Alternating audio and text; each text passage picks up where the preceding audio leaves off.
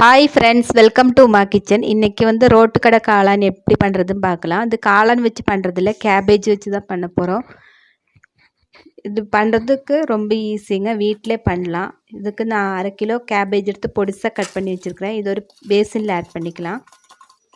இது கூட இப்போது தேவையான அளவு உப்பு ஆட் பண்ணிக்கலாம். கசூரி மேத்தி எடுத்து வச்சுருக்கேங்க, 1 டீஸ்பூன், அதே ஆட் பண்ணிக்கலாம்.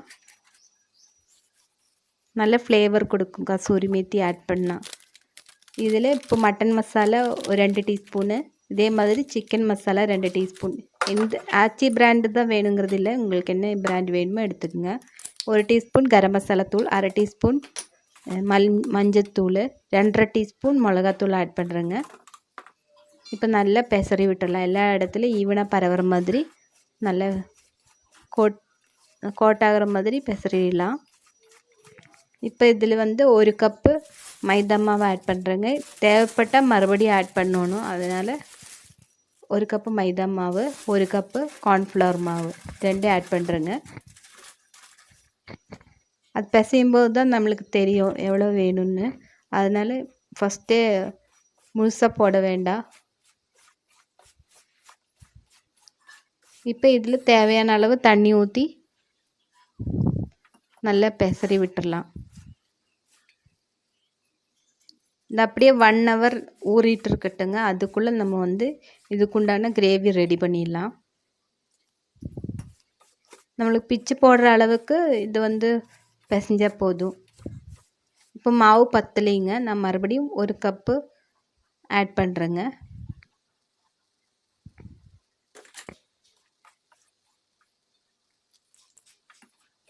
தண்ணி தெளித்து தேவையான அளவு.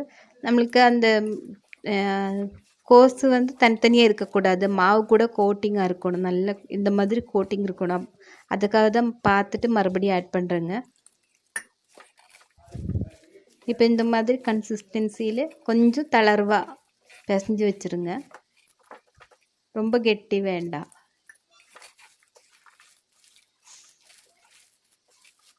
இப்போ இது ரெடி ஆகிடுச்சு. இது மூடி வச்சுக்கலாம். 1 ஹவர் அப்படியே இருக்கட்டும்.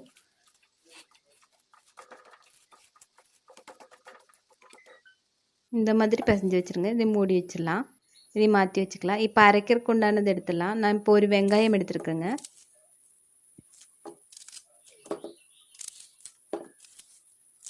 இது கூட 2 தக்காளி ஆட் பண்ணுறேங்க.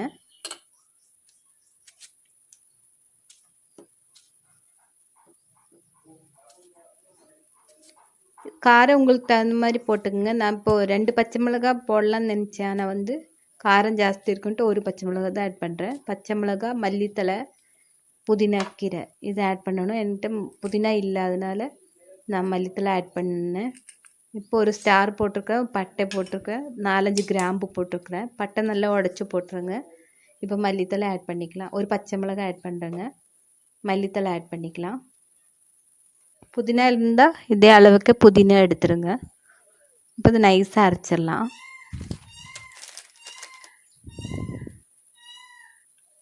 இது கூட 1 டீஸ்பூன் ஜீரகம் ஆட் பண்ணிக்கோங்க. இது வந்து mutton masala 1 teaspoon, chicken masala 1 teaspoon add பண்ணுறேங்க. இது கூட ஜீரகம் 1 டீஸ்பூன் ஆட் பண்ணிவிட்டு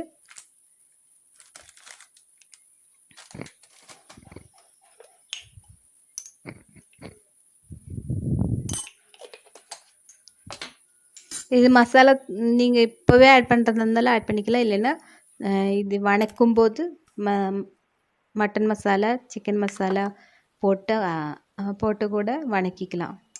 இப்போ இது கிரேவிக்காக ஒவ்வொரு டேபிள் ஸ்பூன் மைதா மாவும் 1 டேபிள் ஸ்பூன் கார்ன்ஃப்ளவர் மாவும் எடுத்துருக்கிறேன். இவ்வளோ தேவைப்படாது, எனக்கு கொஞ்சம் கிரேவி திக்காகிடுச்சு, கொஞ்சம் தண்ணியாட்ட வேணும். அதனால் இதில் பாதி எடுத்துக்குங்க. 1/2 டேபிள் ஸ்பூன் மைதா மாவு, 1/2 டேபிள் ஸ்பூன் கார்ன்ஃப்ளவர் மாவு எடுத்தால் போதும். கொஞ்சம் தண்ணியாட்ட இருந்தால் தான் அந்த இது நம்ம வந்து ஃப்ரை பண்ணது ஊறிடும். இப்போ கருவேப்பிலை எண்ணெய் ஊற்றி கருவேப்பிலை போட்டுக்கோங்க. ஜீரகம் 1 டீஸ்பூன் ஆட் பண்ணிக்கலாம். நல்லா பொரிஞ்சு வரட்டும், அப்போ தான் நல்ல ஃப்ளேவர் கொடுக்குங்க. இது கூட ஜிஞ்சர் கார்லிக் பேஸ்ட்டு 1 டீஸ்பூன், ஒன்றுலேருந்து 1.5 வரைக்கும் ஆட் பண்ணிக்கலாம் ஜிஞ்சர் கார்லிக் பேஸ்ட்டு. நான் இப்போ அரைச்சி வச்சதை ஆட் பண்ணிட்டேன். இது நல்ல எண்ணெய் வெளியே வர வரைக்கும், பச்சை ஸ்மெல் போகிற வரைக்கும் நல்லா வணக்கி விட்டுடலாம். தண்ணியாட்டம் இருக்கணுங்க, எனக்கு கொஞ்சம் திக்காயிடுச்சு. இன்னும் நிறைய தண்ணி ஊற்றிடுங்க.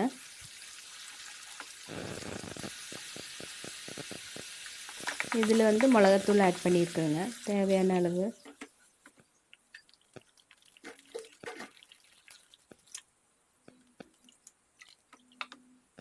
இந்த மாதிரி தண்ணியாட்டம் இருக்கணும். நம்ம இந்த கரைச்சி வச்சது ஊற்றுனது கொஞ்சம் திக்காயிடுச்சு. இப்போ மைதா மாவு ஃபுல்லாக ஊற்ற வேண்டாம், பார்த்துட்டு ஊற்றுங்க. பாருங்கள், இப்போ தண்ணியாட்டம் தான் இருந்துச்சு, ஆனால் வந்து கொதிக்கும்போது திக்காயிடுச்சு ரொம்ப.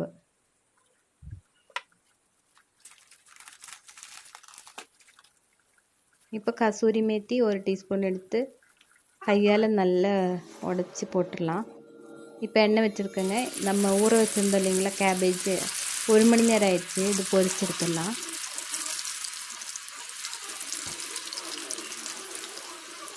இந்த வீடியோ கொஞ்சம் லெங்க்த்தியாக இருக்கும், ஏன்னா ப்ராசஸிங் ரொம்ப ஜாஸ்தி, அதனால தான்.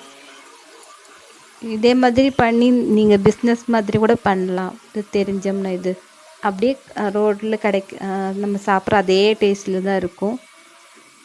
சூப்பராக இருக்கும் சாப்பிட்றதுக்கு.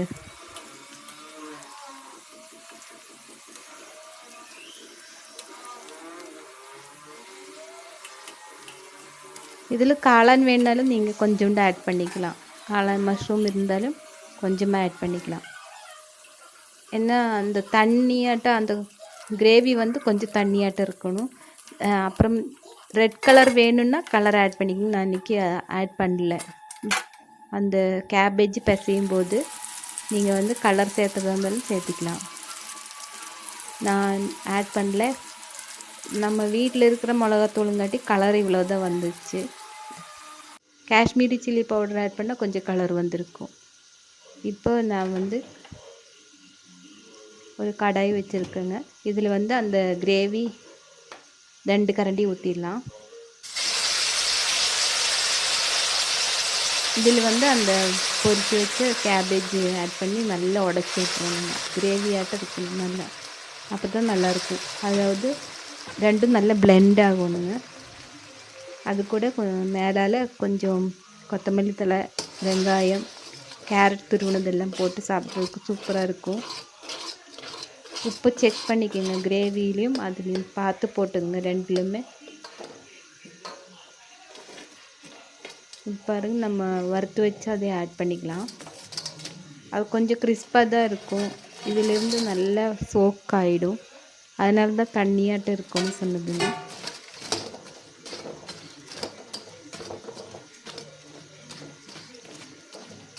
இப்போ நல்லா உடையட்டுங்க. பாருங்கள், அந்த இதிலே சோக்காகி சூடுபடும்போது நல்லா உடஞ்சிரும். ரொம்ப நல்லாயிருக்கும். உங்கள் கமெண்ட்ஸ் எனக்கு மறக்காமல் சொல்லுங்கள். காரமும் உப்பும் நீங்கள் உங்களுக்கு தகுந்த மாதிரி போட்டுக்குங்க. இது வேலைன்னா கேபேஜாக இருக்கிறது தான் பெரிய வேலை, பொடிசாக கட் பண்ணணும், அதுதான். அப்புறம் 2-3 ப்ராசஸ் பண்ண வேண்டியிருக்கும், அதுதான். எப்பாச்சும் பண்ணி கொடுக்கும்போது நல்லாயிருக்கும். நம்ம வீட்டில் அஜினமோட்டோ எல்லாம் சேர்த்தாம ஸ்பைஸியாக நல்லாயிருக்கும் சாப்பிட்றதுக்கு.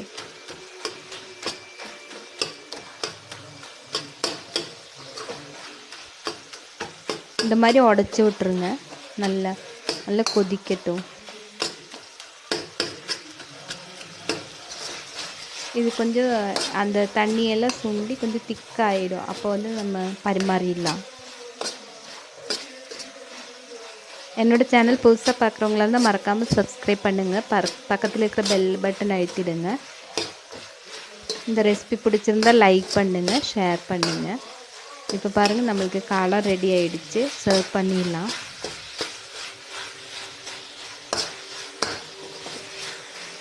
சூப்பராக ரெடி ஆகிடுச்சு. இது வந்து பாருங்கள், அந்த கிறிஸ்மஸ் எல்லாம் போய் சாஃப்ட் ஆகிடுச்சு. இது வந்து நான் ட்ரான்ஸ்ஃபர் பண்ணுறேங்க. இந்த மாதிரி தான் இருக்கும் காளான். கடையில் கிடைக்கிற மாதிரியே இருக்குது பாருங்கள்.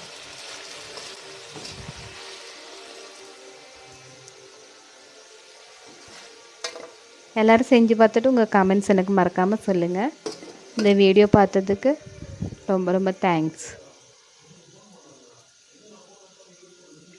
இப்போ இது மேலே கொஞ்சோண்டு கேரட்டு, கொஞ்சம் வெங்காயம், கொஞ்சம் மல்லித்தழை ஆட் பண்ணிக்கலாம்.